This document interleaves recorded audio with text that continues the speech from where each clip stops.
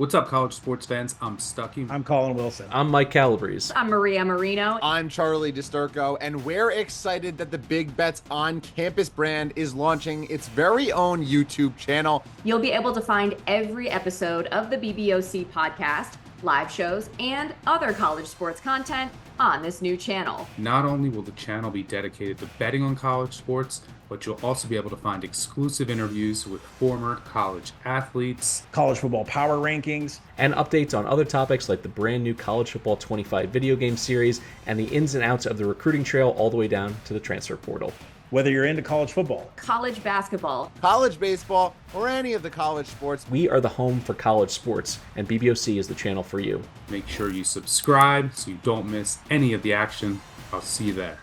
Welcome to Links and Locks Action Network's golf betting podcast presented by Bet365. I'm your host, Andy Lack, and I'll be joined alongside Action Golf contributor Tony Sartori for these Best Bets episodes. Tony and I will play 18 holes today, giving our 18 favorite picks for this week's tour event, the Wyndham Championship.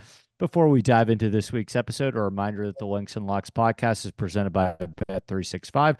Bet365 doesn't do ordinary. That's why you get more boosts with them than with anyone else. Every day they power up the odds on hundreds of bets to give you a chance to win more. Bet365 boosts specific markets, your winnings, and even parlays, and they don't stop there. Keep an eye out for their biggest and best odds with the incredible Super Boost. Check out the boost and see why. It's never ordinary at Bet365. Must be 21 or older and present in Arizona, Colorado, Indiana, Iowa, Louisiana, North Carolina, New Jersey, Ohio, Virginia, or 18 and older in Kentucky. Gambling problem? Call 1-800-GAMBLER or 1-800-BETS-OFF in Iowa. Terms, conditions, and restrictions apply. Okay, Tony, we're on the first tee here for our Wyndham Championship Best Bets. Get us started.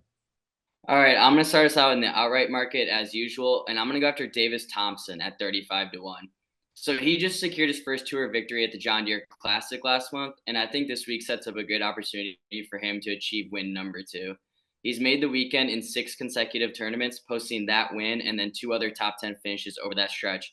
What I was most impressed by, honestly, even more than the win, was his 9th place finish at the U.S. Open, which obviously contested against a much tougher field than we'll see this week. And it was contested on Pinehurst number 2, which, of course, is another Donald Ross design.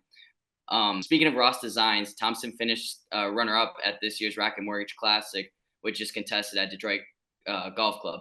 So clearly, Thompson has no issues on Ross designs. In fact, he thrives on them. When you mix in that recent form and that recent win, I think that's just he's a good target at 35-1.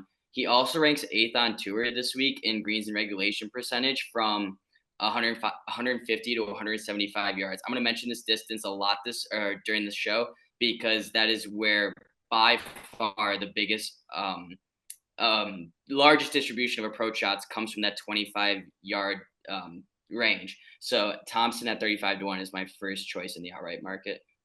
I'm going to stick in the outright market as well and go with Siwoo Kim, 28-1. He is, of course, a former winner at the Wyndham Championship. I love the way that he's been playing this year. He's just been a model of consistency. We haven't really seen the high-end contending finishes out of Siwoo. It's just been a lot of top 20s and top 30s, and it feels like the ceiling's ready to come off with him. He just continues to hit the ball great all season. He's obviously had a lot of success at this golf course outside of his win. He's got 2 other top 10s here too. He's got a ton of great success at all of the comparative golf courses that I'm looking at. He plays so well at some of these other short positional golf courses. In fact, his best finish of the season was a 6th place finish at TPC Sawgrass. He's played great at Harbortown before. He's played well at TPC River Highlands. I'm going to go with Siwoo Kim to get his 4th career victory at another short positional golf course and his 2nd at the Wyndham Championship.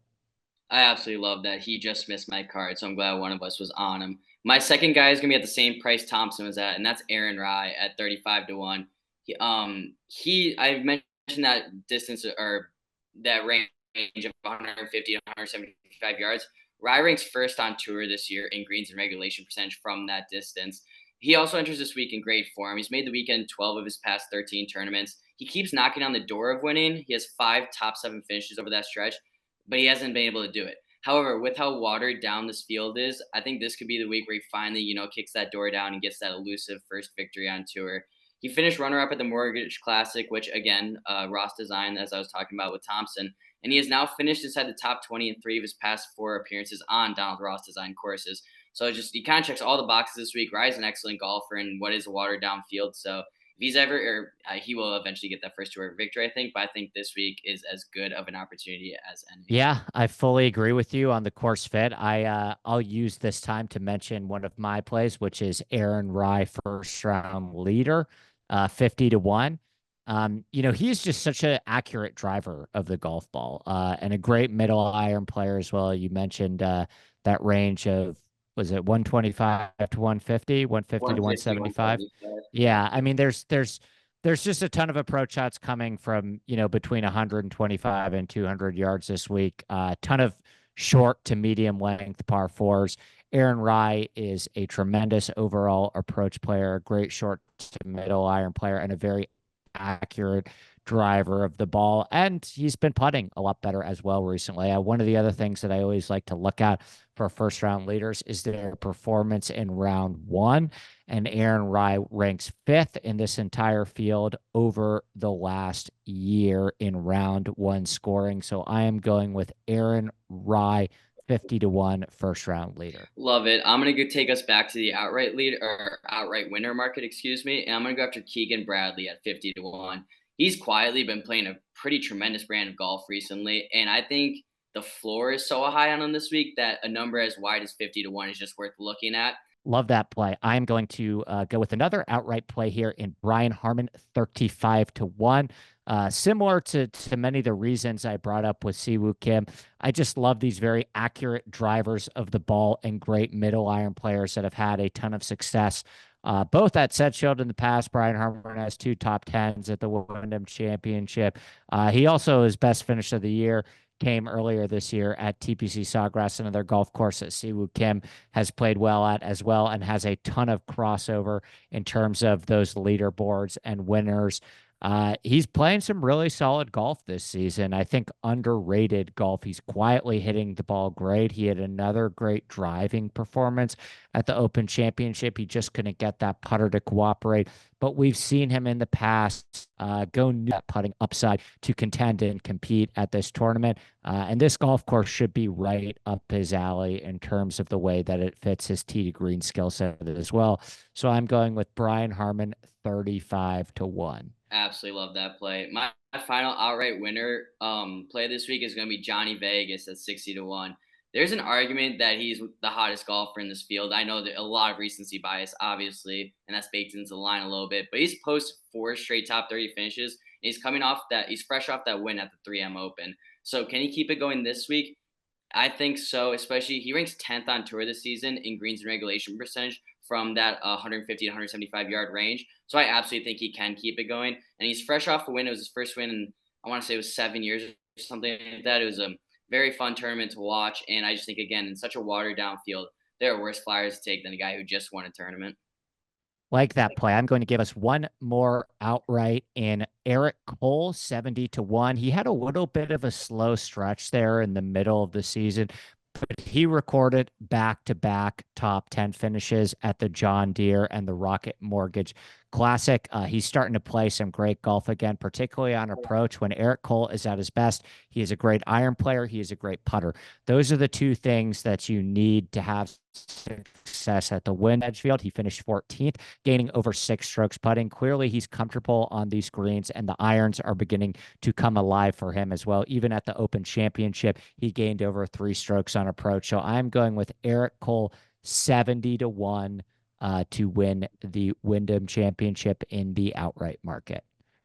I'm gonna transition us to the top 10 market, and I'm gonna go after Max Greyserman at plus 550. I just talked about Vegas's win at the 3M Open, and the guy he just outdueled on Sunday was Greyserman. He keeps trending upward. He has made the weekend in 6 consecutive tournaments, and he's seemingly improving week over week. I mean, I know he's not the youngest guy in the field. I believe he's like 29, but I believe he's been playing the best golf of his career. He's starting to peak right now, I believe. And one of those performances over this stretch of improvement was a 21st place performance at the US Open.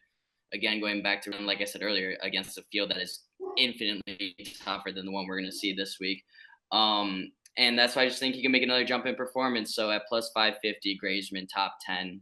Cool. I'm going to go with another top 10 wager here in Adam Svensson plus 700.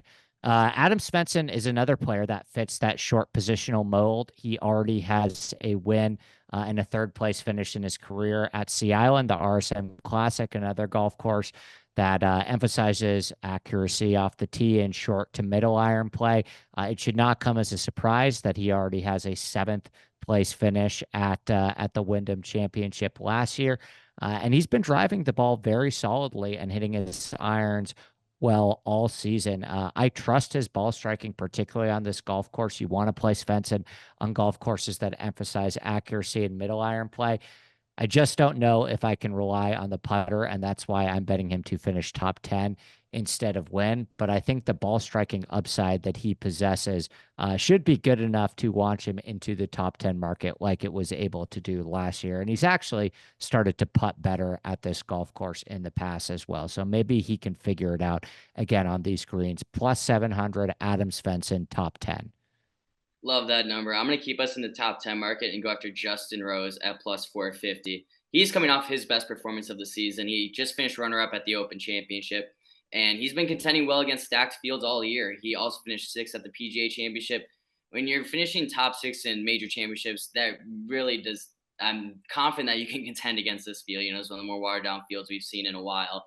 And he's posted two top 10 finishes here over his past four appearances, making plus 450 an extremely attractive number.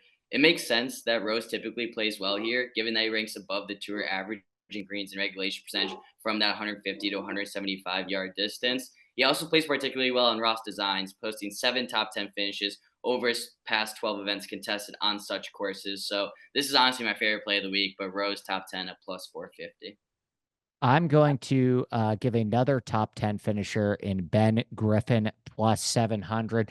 This is a guy who has been playing great all season. He has that same skill set that we've been talking about all episode in terms of the spike ability with his irons and the putter. He is one of the best Bermuda putters in this field. He has a 4th place finish at the Wyndham Championship already under his belt, and he's had a lot of high-end finishes already this year with 4 top 10s, including a runner-up at the Canadian Open, another shorter golf course that emphasized accuracy off the tee and middle iron play. So I'm going with Ben Griffin to notch a number in another top 10 plus 700 in the top 10 market.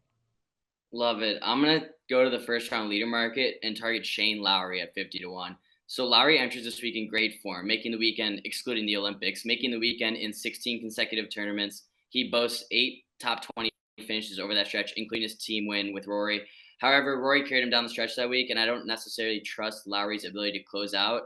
But at the same time, I do trust his ability to take down a round, especially the first round, because he ranks 45th on tour this season in first round scoring average.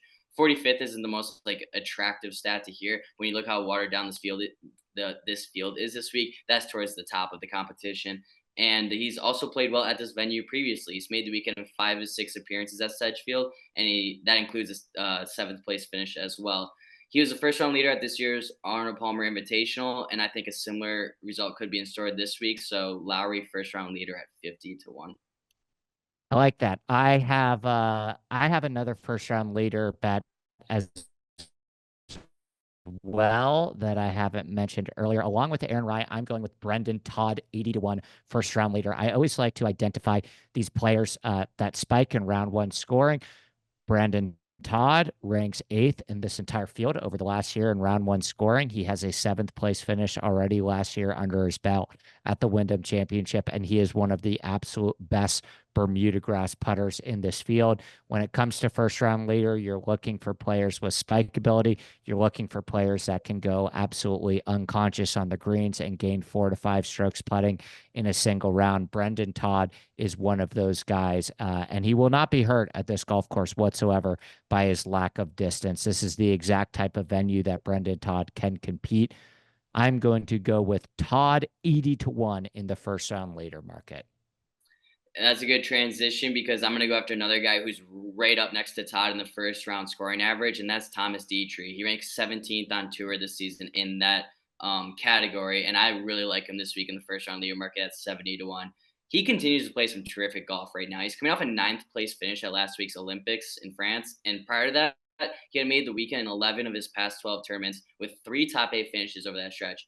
He hasn't been much of a closer, which scared me away from taking him outright. But opening tournament has not been an issue, again, with that 17th place ranking on tour and first round scoring average, which is, I believe, top 5 for this field. And speaking of that, he shot a 66 on Thursday here last year. And so I could see another strong start like last year this week, and maybe even enough to have the solo leader even tied for the lead. So 70-1 Thomas Detry in the first round leader market. I'm going to finish us off here with one more. Actually, I have 2 more top 20 plays. I'll get us started with the first one with Lucas Glover plus 425 top 20. I was surprised to see this big of a price on our defending champion. There's a reason why Lucas Glover has so much success at this golf course. He's a very accurate driver of the ball. He's one of the absolute best iron players in this entire field still. And he won this tournament by leading the field in approach play. He hit over 90% of his greens, and he just got his putter to cooperate just enough to catch that victory. I'm not even asking for him to putt anywhere close to where he did last year to finish in the top 20 here. But I think the ball striking upside that you get with Lucas Glover creates such a high floor, coupled with the fact that he's right on the FedEx Cup bubble, returning to a golf course that he's very comfortable and familiar with. I think he will be highly motivated to back up his title with another strong finish at the Wyndham Championship. And then for my final play this week, I'm going to go to the first round leader market and go after Ryan Fox at 80-1. Kind of what I was talking about Bradley earlier. He just seems like a high floor option who should be, well, for Fox, not Bradley, in the sense that he should be more trustworthy on a Thursday rather than a Sunday. With that said, Fox has made the weekend in 11 of his past 12 tournaments, posting 3 top 7 finishes over that stretch. However, he hasn't won across a decade-long career on tour, and I just simply think the best way to back him, if you like him this week, is in the first-round leader market. He ranks 41st on tour this season in first-round scoring average, which is a pretty good mark against this field. And just with that recent form of consistently, kind of being there but not really be close to winning on Sunday, I think there's worse first-round leader plays to make than Fox at 80-1. Like that, I will finish this off with a final top 20 major wager on Seamus Power plus 325. This is another player that I always like to target on Wedge Fest. He is one of the best players in this field over the last 3 years on short courses, and he is coming off another great performance, another great ball striking performance at the 3M Open, where he gained over 6 strokes ball striking. He's quietly started to hit the ball a lot better throughout the year. We just need that putter to cooperate, which we've seen him be able to do in the past. So I am going to go with Seamus Power plus 325. Top 20, and that will do it for our best bets episodes for the Wyndham Championship. Before we get out of here, a final reminder that the Links and Locks podcast is presented by Bet365. Bet365 doesn't do ordinary. That's why you get more boosts with them than with anyone else. Every day they power up the odds on hundreds of bets to give you a chance to win more. Bet365 boosts specific markets, your winnings, and even parlays, and they don't stop there. Keep an eye out for their biggest and best odds with the incredible Super Boost. Check out the boost and see why it's never ordinary at Bet365. Must be 21 or older and present in Arizona, Colorado, Indiana, Iowa, Louisiana, North Carolina, New Jersey, Ohio, Virginia, or 18 and older in Kentucky. Gambling problem? Call 1-800-GAMBLER or 1-800-BETS-OFF in Iowa. Terms, conditions, and restrictions apply. As a reminder, our action experts Spencer Aguiar and Nick Bretwish return with host Roberto Arguello tomorrow for our Wyndham Championship betting preview right here on the Links and Locks podcast. So for Tony Sartori, I'm your host, Andy Lack, and we'll see you back here next week on the Links and Locks podcast presented by Bet365.